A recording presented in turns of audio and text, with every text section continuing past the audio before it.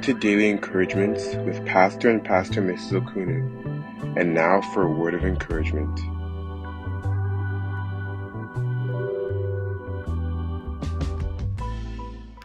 Praise the Lord. This is the day that the Lord has made. Let us rejoice and be glad in it. Exodus chapter 23 verse 20.